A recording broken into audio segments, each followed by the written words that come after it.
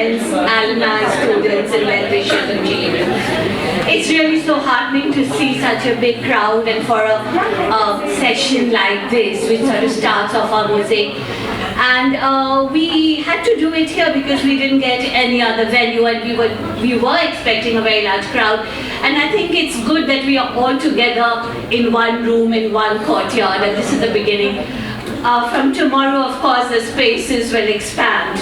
But today there were some constraints, so we are here, but I think it's very important symbolically to be in the TA. As the president of the JNUTA, I have the honor and privilege of sharing with each of you the JNU Teachers Association's enthusiasm and unwavering commitment to holding up the core values of the glorious academic and research institution we all belong to, the JNU. A shining star of India that has earned a robust reputation in higher education across the world. It would be an understatement to say that JNU has been going through challenging times. We have been subjected to slander of all kinds. We saw policies and measures aimed at killing the intellectual vibrancy and creative spirit of JNU. The denial of ordinary freedom on campus, and the emptying of the university's active public spaces. The restrictions made necessary by the COVID pandemic were used as further means for curtailing the sense of active and engaged togetherness that has been a constant feature of the university. But let us not think that it's all over. Even as COVID recedes, environmental disasters continue to devastate the world.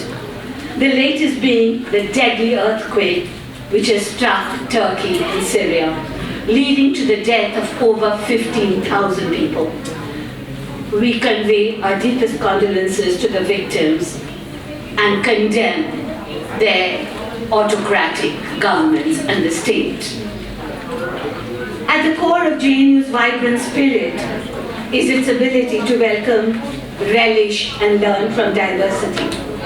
This is at the heart of the energetic debates, discussion, and dissent that the university has been known for.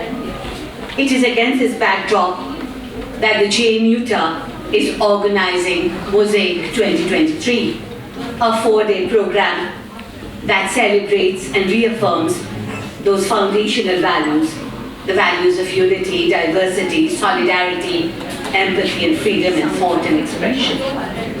Thus, the theme that we all can relate to is expressed in the words JNUTA JNU.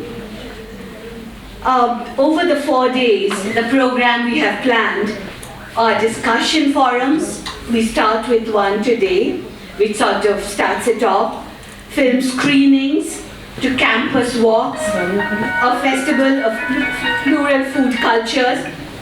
And these are not only contexts of celebration, they are also acts that foreground our determination, resilience, and refusal of docile passivity.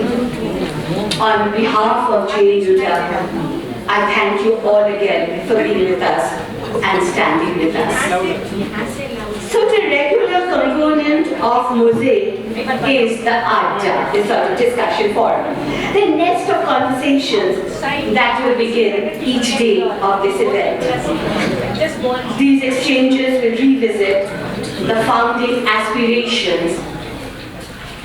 These exchanges will revisit the founding aspirations behind JNU's academic ethos and the efforts made over time to shape JNU as an inclusive space of excellence, to see what was achieved and even more, what remains to be done. So this relation between the institution of higher education and the world outside needs to be strengthened constantly to sustain the critical and creative spirit of the university and address in MOSAIC to sort of discuss it and raise more and more questions.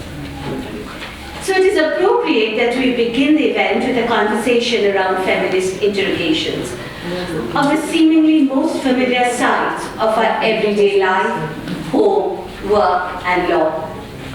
I invite the moderator of today's session, Ayesha Kidwai, the Vice President, the former President of the JNUTA, to take over the session. But just to introduce Ayesha, though she needs no introduction, Ayesha Kidwai is Professor in the Center for Linguistics in the School of Language, Literature and Cultural Studies.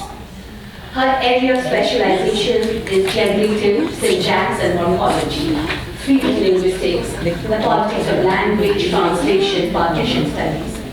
She's senior editor of the Oxford Research Encyclopedia. She has many articles in journals, some of the more important ones, the question of language and education, which came out in Economic and Political Weekly in 2016.